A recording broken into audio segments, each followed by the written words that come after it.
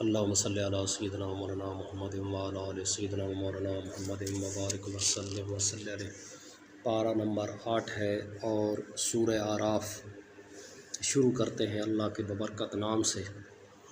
سورہ اعراف مکی ہے اور اس میں 206 آیتیں اور 24 رکوع ہیں۔ بسم اللہ الرحمن الرحیم، شروع خدا کا نام لے کر جو بڑا مہربان نہایت رحم والا ہے۔ الف لام میم صاد، الف لام میم صاد، اے محمد یہ کتاب جو تم پر نازل ہوئی ہے اس سے تمہیں تنگ دل نہیں ہونا چاہیے۔ یہ نازل ہوئی ہے کہ تم اس کے ذریعے سے لوگوں کو ڈر سناؤ اور یہ ایمان والوں کے لیے نصیحت ہے۔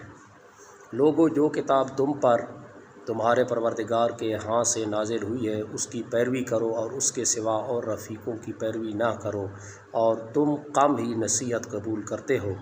اور کتنی ہی بستیاں ہیں کہ ہم نے تباہ کر ڈالیں جن پر ہمارا عذاب یا تو رات کو آتا تھا جب کہ وہ سوتے تھے، یا دن کو جب وہ قیلولہ یعنی دوپہر کو آرام کرتے تھے۔ تو جس وقت ان پر عذاب آتا تھا ان کے منہ سے یہی نکلتا تھا کہ ہائے ہم اپنے اوپر ظلم کرتے رہے۔ تو جن لوگوں کی طرف پیغمبر بھیجے گئے ہم ان سے بھی پرسش کریں گے اور پیغمبروں سے بھی پوچھیں گے، پھر اپنے علم سے ان کے حالات بیان کریں گے، اور ہم کہیں غیب تو نہیں تھے۔ اور اس روز اعمال کا تلنا برحق ہے، تو جن لوگوں کے عملوں کے وزن بھاری ہوں گے وہ نجات پانے والے ہیں، اور جن کے وزن ہلکے ہوں گے تو یہی لوگ ہیں جنہوں نے اپنے تئیں خسارے میں ڈالا اس لیے کہ ہماری آیتوں کے بارے میں بے انصافی کرتے تھے۔ اور ہم ہی نے زمین میں تمہارا ٹھکانہ بنایا اور اس میں تمہارے لیے سامان معیشت پیدا کیے، مگر تم کم ہی شکر کرتے ہو۔ اور ہم ہی نے تم کو ابتدا میں مٹی سے پیدا کیا، پھر تمہاری شکل صورت بنائی، پھر فرشتوں کو حکم دیا کہ آدم کے آگے سجدہ کرو، تو سب نے سجدہ کیا لیکن ابلیس کہ وہ سجدہ کرنے میں شامل نہ ہوا۔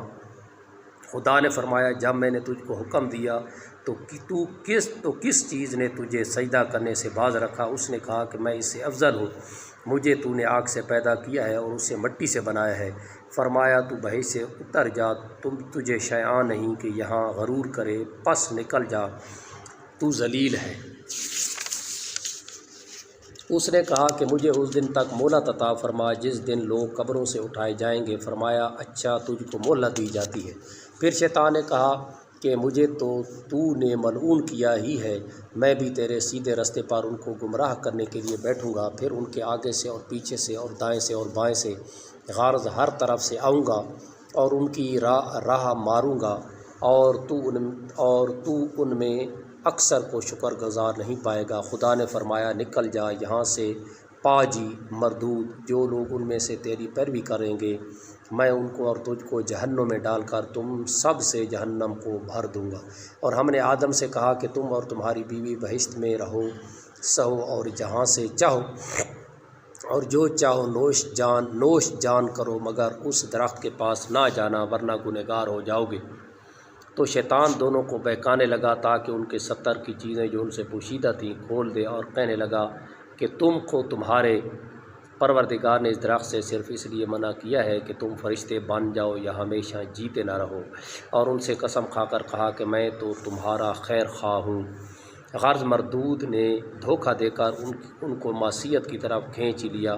جب انہوں نے اس درخت کے پھل کو کھا لیا تو ان کے 70 کی چیزیں کھل گئیں، اور وہ بہشت کے درختوں کے پتے توڑ توڑ کر اپنے اوپر چپکانے اور 70 چھپانے لگے۔ تب ان کے پروردگار نے ان کو پکارا کہ کیا میں نے تم کو اس درخت کے پاس جانے سے منع نہیں کیا تھا،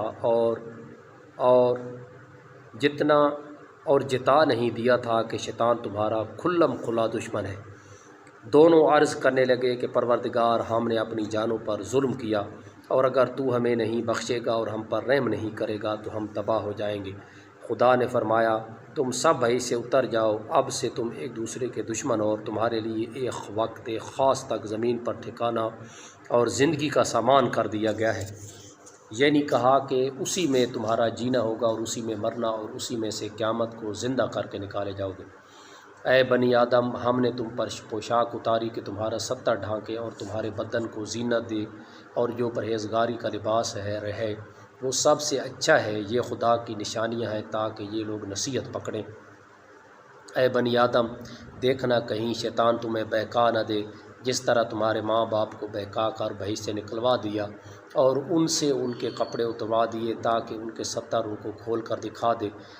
وہ اور اس کے بھائی تم کو ایسی جگہ سے دیکھتے رہتے ہیں جہاں سے تم ان کو نہیں دیکھ سکتے۔ ہم نے شیطانوں کو انہی لوگوں کا رفیق بنایا ہے جو ایمان نہیں رکھتے ہیں، اور جب کوئی بے حیائی کا کام کرتے ہیں تو کہتے ہیں کہ ہم نے اپنے بزرگوں کو اسی طرح کرتے دیکھا ہے، اور خدا نے بھی ہم کو یہی حکم دیا ہے۔ کہہ دو کہ خدا بے حیائی کے کام کرنے کا ہرگز حکم نہیں دیتا۔ بھلا تم خدا کی نسبت ایسی بات کیوں کہتے ہو جس کا تمہیں علم نہیں؟ کہہ دو کہ میرے پروردگار نے تو انصاف کرنے کا حکم دیا ہے، اور یہ کہ ہر نماز کے وقت سیدھا قبلے کی طرف رخ کیا کرو اور خاص اسی کی عبادت کرو اور اسی کو پکارو۔ اس نے جس طرح تم کو ابتدا میں پیدا کیا تھا اسی طرح تم پھر پیدا ہوگے۔ ایک فریق کو تو اس نے ہدایت دی اور ایک فریق پر گمراہی ثابت ہو چکی۔ ان لوگوں نے خدا کو چھوڑ کر شیطان کو رفیق بنا لیا اور سمجھتے یہ ہیں کہ ہدایت یاب ہیں۔ اے بنی آدم ہر نماز کے وقت اپنے تئیں مزین کیا کرو اور کھاؤ اور پیو اور بے جا نہ اڑاؤ، کہ خدا بے جا اڑانے والوں کو دوست نہیں رکھتا۔ صدق اللہ مولانا العظیم۔ اللہ رب العزت مجھے بھی اور آپ کو دین پر چلنے کی اور قرآن پاک کو سمجھنے کی توفیق عطا فرمائے، آمین ثم آمین۔